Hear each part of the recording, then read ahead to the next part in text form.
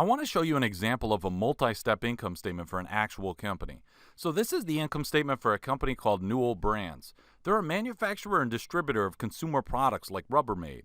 Again, this is their income statement for the year ended December 31st, 2019.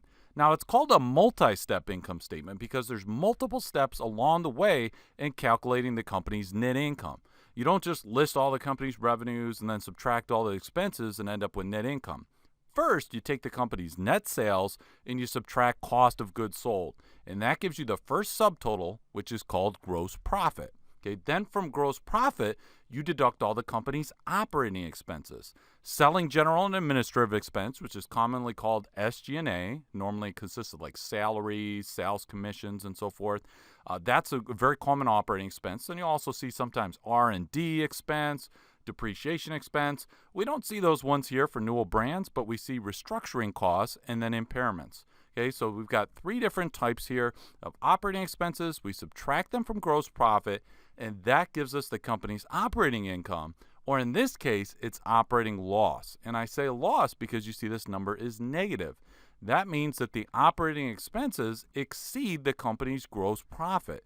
Okay, so Newell Brands had an operating loss for this period. Now, we get to the non-operating section, and we see we have interest expense net, $303 million. Okay, why does it say net? Because often companies will take their interest income and their interest expense and net them together. And if the amount is being subtracted, that means they have more interest expense than they had interest income.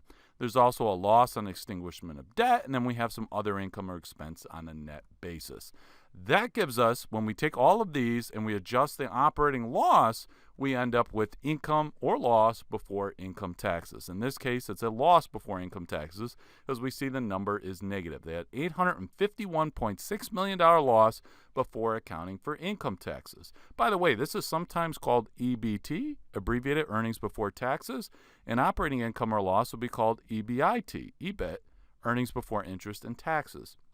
Now, when we have our earnings before taxes here, commonly the next thing you would see would be called income tax expense. However, with Newell Brands, it says income tax benefit.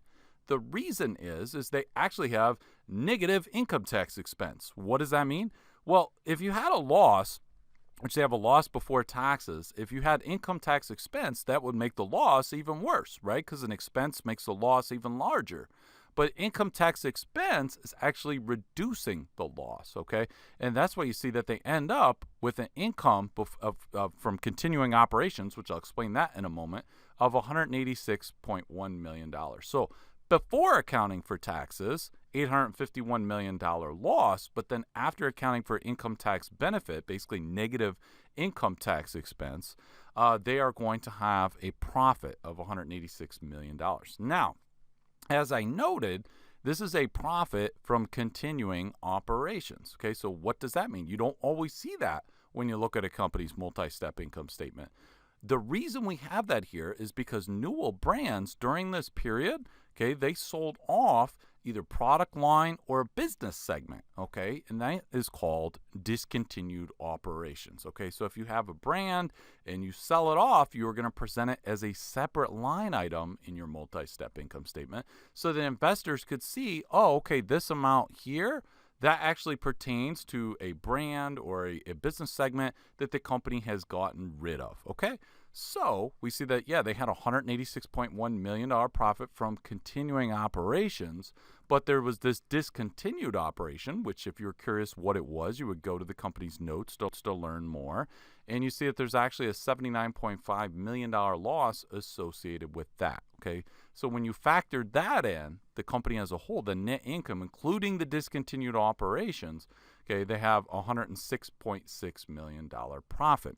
Now notice that the discontinued operations is presented net of tax. That's because up here we already accounted for the income tax expense, or in this case, the income tax benefit. Now, if Newell Brands had not had any discontinued operations, let's say that this wasn't here at all, there were no discontinued operations during the period, then this line item right here, instead of saying income from continuing operations, it would just say net income or loss.